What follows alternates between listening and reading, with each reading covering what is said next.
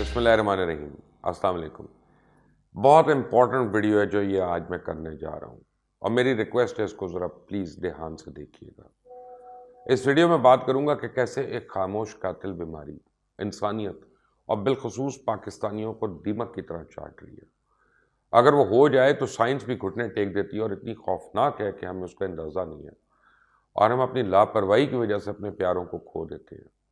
इस वक्त पाकिस्तान में 3.5 करोड़ लोगों को ये बीमारी लाक हो चुकी है और इसके क्या खौफनाक असरात हैं इस वीडियो में मैं आपको तफसील से उसका बताऊंगा। लेकिन मज़ीद तफसीलात जानने से पहले अगर आपने अभी तक इस चैनल को सब्सक्राइब नहीं किया तो प्लीज़ कर लें, बेल आइकॉन को भी प्रेस कर लें। आजकल जिस बीमारी ने लोगों को सबसे ज़्यादा खौफजदा किया हुआ है वो कोविड है, जिससे अब तक तकरीबन कोरोना वायरस से अभी तक बहुत लोग परेशान हैं, बल्कि लोग समझते हैं शायद मैं उसकी बात कर रहा हूँ, लेकिन मैं उसकी बात नहीं कर रहा आपको। मैं आपको बताऊं, मैं एक किलर डिजीज़ की बात कर रहा हूं कि जो साइलेंट किलर है, बड़े आराम से लोगों को हो जाता है। आपको मालूम है कि पाकिस्तान में कई बीमारियां ऐसी हैं जिनके मरीजों की तादाद कोविड से बहुत ज़्यादा है। ख़ासतौर एक बीमारी जिसके बारे में आज इस वीडियो में मैं आपको तफसील से बताऊंगा, वो कोविड से बहुत ज़्यादा खतरनाक है। इस बीमारी को अगर एक खामोश कातिल कहें तो गलत नहीं होगा। ये जिस इंसान को हो जाए उसको दीमक की तरह चाट जाती है और ये एक ऐसी बीमारी है जिसका कोई हतमी इलाज भी नहीं है। इस बीमारी से चंद दिनों या हफ्तों में मौत तो नहीं होती, लेकिन ये बीमारी जिस इंसान को हो जाए उसकी उम्र के कई साल कम कर देती है और ज़िंदा रहने के दौरान भी कोई पता नहीं कि कब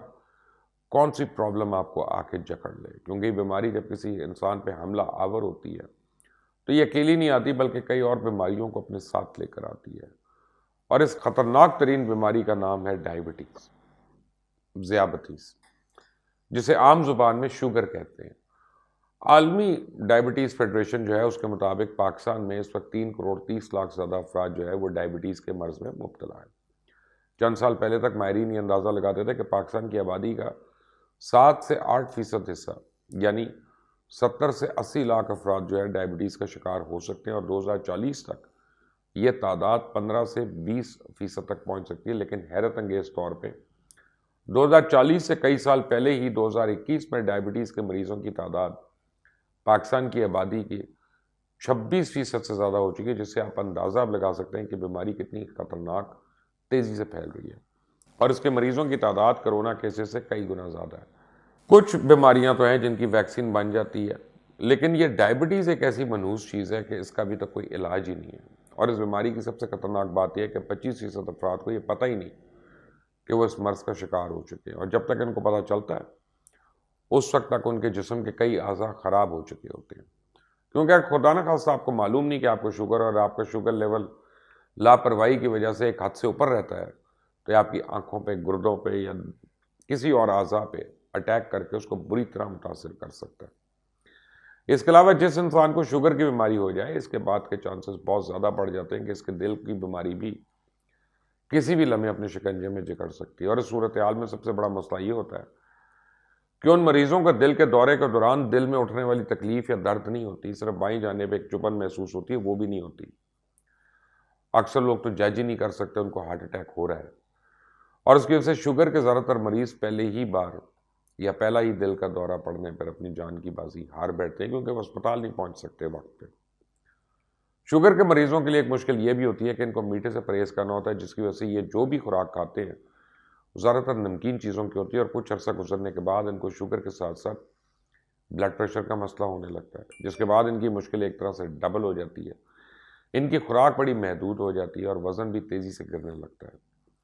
जैसे जैसे मर्ज़ पुराना होता जाता है इनके पैरों में खून की सप्लाई या तो बहुत कम या ख़त्म हो जाती है, जिसकी वजह से इन मरीज़ों को पैरों में दर्द महसूस करने की सलाहियत ख़त्म हो जाती है। डायबिटीज़ के मरीज़ों को अगर कोई ज़ख़म होता है तो पहले उन्हें पता ही नहीं चलता, दूसरा वो ज़ख़म जल्दी ठीक नहीं होता, बल्कि शुगर की वजह से ज़ख़म ठीक होने की बजाय मज़ीद ख़राब होता जाता है। और अगर देखा गया कि हालात यहाँ तक पहुँच जाते हैं कि इन मरीज़ों के पाँव और टांग काटने की नौबत आ जाती है। और एक गिने चुने लोग नहीं हैं जिनको शुगर की वजह से माजूरी का सामना करना पड़ता है, बल्कि डायबिटीज़ के मर्ज़ में मुब्तला अफराद में टांगें कटने की शरह जो है वो 20 से 40% तक होती है। और अब तो ये डर है कि हर आने वाले साल यानी 2022 से अगर ये शरह सिर्फ 10% तक भी हो तो 3 लाख से ज़्यादा लोग अपनी टांगों से महरूम या माजूर हो सकते हैं। अल्लाह रहम करे। इन मरीजों में कई ऐसे भी होते हैं जिनकी टांग की बजाय सिर्फ पाँव काटा जाता है या पाँव की उंगलियां काटी जाती हैं, लेकिन जो लोग اس تکلیف سے گزرتے ہیں، جن کے پیارے اس مرض کی وجہ سے معذوری کا شکار ہو چکے ہیں،